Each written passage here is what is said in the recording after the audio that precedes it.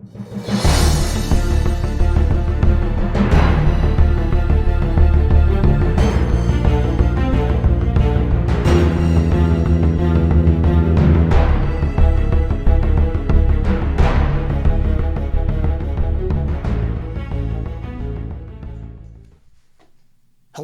and welcome to another episode of Critical Political Thinking.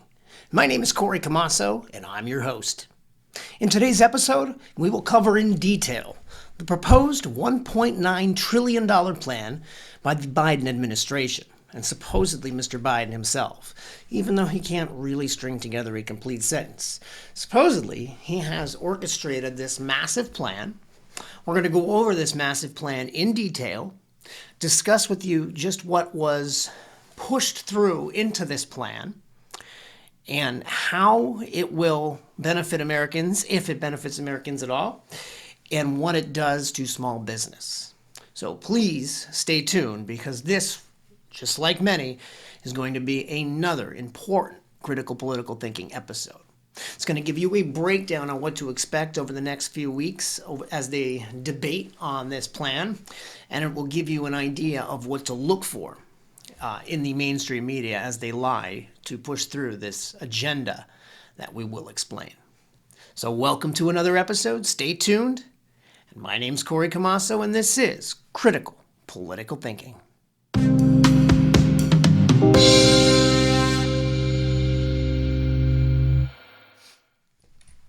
Hello, and welcome to another episode of Critical Political Thinking. My name's Corey Camasso, and I'm your host. In this episode, we're going to be talking and breaking down the $1.9 trillion proposed COVID relief plan. At a time when COVID is supposedly at a decline, even though clearly it's not. The Biden administration is already bragging about their first week in office and the accolades and everything that they claim that they've accomplished thus far. So we're going to go over just exactly what this policy and this plan holds in place, and we're going to see just exactly what they tried to sneak into it. So let's break it down. $1.9 trillion. That's a lot of money. Where do we have that money? Well, frankly, we don't. We're basically printing this money as we go, and the way the Democrats see it is, what's another round of printing money if it means we can garner votes and guarantee basically the first step into their socialist agenda. And that's exactly what we plan to discuss at this point, because that is exactly the majority of what this bill entails. So let's talk about the $1.9 trillion. Let's break it down first, and then we'll go into detail on what each of those things entail. So first, what is on most Americans' minds, and that is, what's in it for them? Well, let's discuss what's in it for you. As an individual taxpayer with a social security number or not, God only knows at this point with the Biden administration. We'll find out more on that. But what they're proposing is a $1,400 per person payment. Now, that's exactly what Donald Trump wanted in the first place, the $600 plus the $1,400. So that's something that, while it didn't make it through in the end, it's something that, Donald Trump basically said, well, we're handing out money. We may as well hand out a decent amount to the people and give them something that they can actually stimulate the economy with. So that's something that's basically carried forward, and what the Biden administration figured is, well, we can appease the Republicans with this one. We can utilize these things to sneak in what we're going to talk about in the next. And that is basically a $15 minimum wage. Now, wait a minute. What the hell does a minimum wage have to do with COVID relief? First of all, a COVID relief bill should focus on eliminating this problem, because COVID, as they seem to portray it, is something that they're just continuing. They're pushing it on. They're making it part of life. We're not ready to make it part of life. It's anything different than any other year's influenza or the flu. We need to move on. Instead, they are working on prolonging this and incorporating a $15 minimum wage. Mind you, that's something that this socialist agenda has had in mind since the beginning of the first debate. This is something that they've ran their whole thing on, and now they're attempting to sneak it in to a COVID relief plan when it has nothing to do, in fact, with COVID relief. It has more to do with controlling small business, which we'll get to in a few moments when we discuss just what's included in this massive bill for small business. So also in this for the individual would be the eviction and mortgage moratorium. So they are going to extend the moratorium.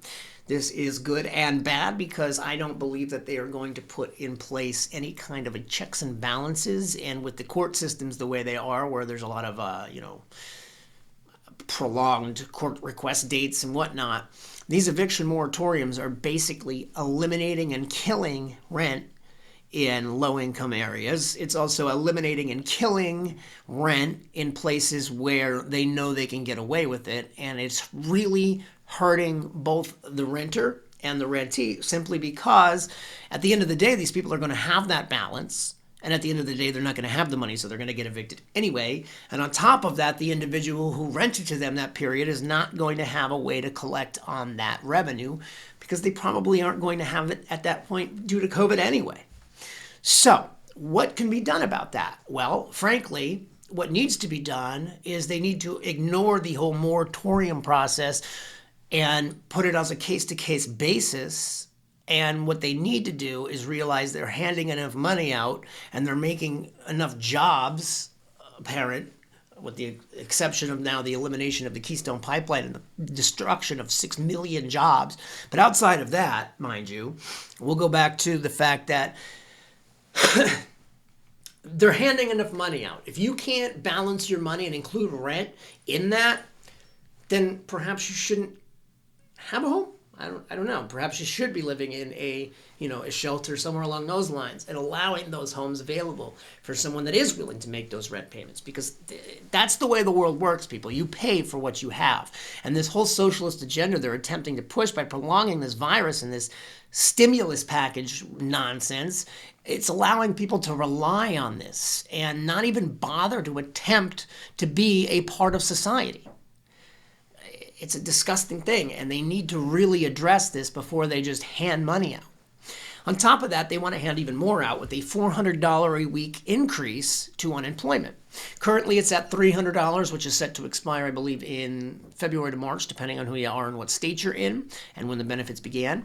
But where we stand at this point is they're trying to increase that to $400, and they want to run that all the way through to September. So what does that do? That means, number one, everybody has the, unless you're making more or less than the $700, if you don't make $700 a week at your job now, you're going to stay home because you're making more staying home. On top of that, they went in and they added this wonderful leave package. So they're sneaking in this 14-week bonus on top of that of COVID leave, where your employer has to pay you leave for these 14 weeks if you have to take care of someone with COVID or you get COVID. 14 weeks they're granting. And on top of that, they claim that they're going to reimburse. But what about the labor for that small business? What about the having to bring someone and train them? So that means they're going to technically have to have 2 people on at that point. Are they going to compensate for that? No. So none of this so far is benefiting the small business. On top of the fact that small business now has to literally pay $15 for a position that may not even bring them back $15 in income because the job just doesn't have that. We're not at a point where we can just double the minimum wage simply because of COVID, because of no reason.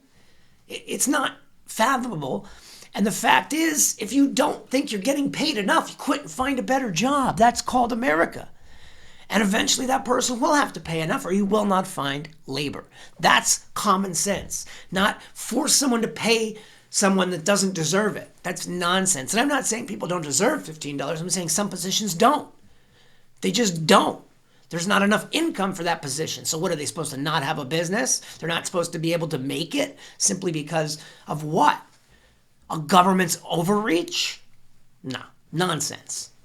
So that's basically what's included for individuals. On top of that, a $30 billion rent and mortgage assistance. So they're not allowing you to be kicked out, but then they're going to give $30 billion for rent and mortgage assistance. That makes sense.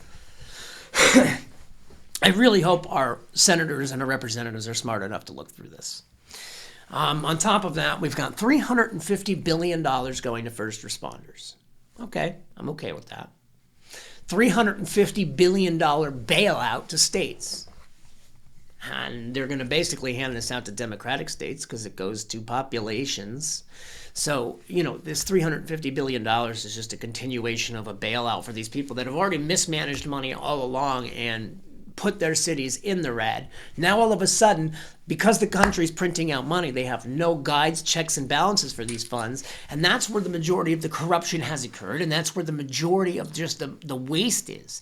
There are states that haven't even bothered to spend some of it because they're holding it for better purposes. That's not the point of it. The point was to benefit the local and small businesses, which isn't what's happening. I know in our county here, Luzerne County, they built these huts. They paid an architect to come in and build a wooden hut with literally, it looks like saran wrap wrapped around it for the middle of the winter, mind you, where we have 20, 30, 40-degree winters. I mean, it's just nonsense the way they're spending this money, and there's no checks and balances. And it's disgusting and despicable, yet again. So that's basically the $350 billion is just another bailout for the blue. Then on top of that, you have only $50 billion going to Small Business Administration. So out of $1.9 trillion, only $50 billion goes to the SBA and small businesses. So what does that tell you? They don't want small businesses to succeed. And the ones that they do want to succeed are already so far ahead that they're just about to become large businesses anyway. Because a small business can't basically make it on these PPP loans. That's only presenting for 2.5 months. Already this has been, over a year? So even now with the second draw, that only enables you to get 5 months of coverage. What about the other 7 plus what's about to come? Because they're not going to push another one out for a while.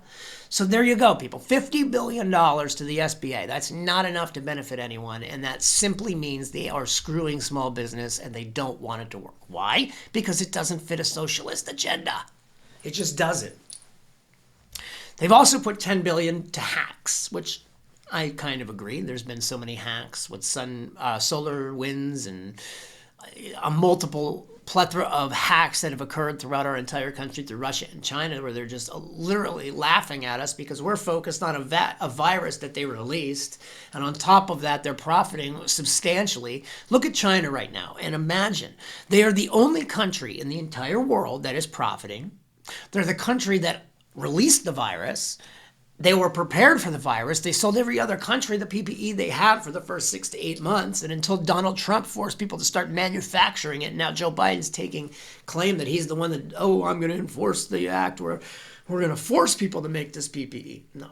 Let me tell you something. That already happened. And if you were too blind or too slow or stuck in your basement to see it, I don't know how to help you. But this has already been going on. And all you've done so far is literally continue and just plan to hand out money. Way to go. So let's break down the $400 billion that's going to go to actually COVID. So that's right. Out of $1.9 trillion, only $400 billion of it, so a little less than 1/5, actually goes to COVID vaccines, research, all that. That's right. Less than 1/5 of this entire handout of money actually goes to eliminating the problem. The other 4/5 goes to prolonging it. Way to go. Great plan. Just doesn't make sense. So $20 billion to veterans. Love it. I'm okay with that. A lot of our veterans are of the age or, are disabled or whatnot where they need that assistance and they need that extra funding to get them the COVID vaccinations if they see fit to take them, or if they don't feel that they're healthy enough and need that extra boost, so be it. On top of that, only $20 billion is going to vaccines. $20 billion. That's it. $20 billion. And that's for the 100 million vaccines in 100 days. $20 billion. $50 billion is going to testing. Why test if you're vaccinating? If these things work, why bother? Why? Huh? $30 billion to PPE. That's right, $30 billion to PPE. I'm okay with that. That's for, first responders, hospitals, so on and so forth. Hopefully they're not paying for these things on top of that. I hope this is all free, and we're going to be eventually find all this out through the Freedom of Information Act. On top of that, $10 billion is going to manufacture more PPE. So they're purchasing $30 billion worth of PPE. $10 billion is to boost manufacturing of PPE. Then another $4 billion for substance abuse. Only $4 billion. And then only $800 million for domestic abuse during COVID. So let me get this straight. $4 billion, so $4.8 billion basically, is going for your mental health assistance. Mind you, it has probably already killed just as many people as COVID, and you're only putting $4.8 billion of $1.9 trillion to help with that. Way to go. These are the greatest numbers. I'm just so glad that you're worried about that $15 minimum wage after you're taking care of America so well. So then they put $25 billion towards child care extensions and another $15 billion towards child care grants. So they want the extended hours for child care, and they're going to give grants to child care assistance, I'm assuming, for that. And then another $15 billion to assist you in putting your children there so that you can go to work, which I'm okay with. America needs to get back to work, and not just first responders, not just essential workers, but all of America, all small business. Everyone needs the opportunity to utilize and do what is America is so great, and that's freedoms. Freedom to open a business. If you don't feel safe or you don't feel their product is worthy of the risk, so be it. And those businesses, sadly as it is, may suffer. And those are the ones that actually will need the aid. But at the end of the day, the government should not be controlling unless they are a detriment to health or society, and unless they can prove on a case-to-case basis, how is this not unconstitutional? How is not more being done? We need to work together, but we need to do it in a sense that doesn't destroy our country. Right now, this bill is literally terrible to small business, and it barely focuses on COVID. So where's the money going? To bail out small states. Or I'm sorry, blue states and cities and larger cities at that. Democratic cities. Sanctuary cities. All the places that necessarily just don't matter. It's not fair. It just doesn't make any sense. It's a handout for votes is what it is. And the saddest part is this is nothing more than a continuation of what Donald Trump did, in addition to whatever they couldn't get through on the original HEROES Act, like these $15 minimum wage, a great deal of extra money handouts in unemployment, which isn't going to benefit anyone, and it's not going to put people in the workforce, and it's going to force small businesses to close. But that's exactly the point of these bills. If they wanted to end COVID, they would by focusing more money on the elimination of the virus and not prolonging it by forcing people to stay home and stay away. You ever hear of herd immunity? You know, it's the kind of the way that humans made their way through life so far. And yet we somehow know better, even though we have no idea what we're doing.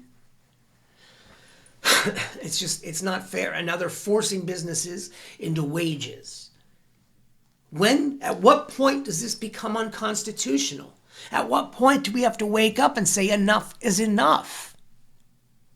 So let's make sure that we focus on this upcoming stimulus bill, and we ensure that these wasted money isn't going to the wrong places. Contact your senators, contact your representatives, and ask them, why is there a minimum wage when this is about COVID? Why are we focusing only less than 1/5 on the actual elimination of the virus? Why is there not more? It's insane.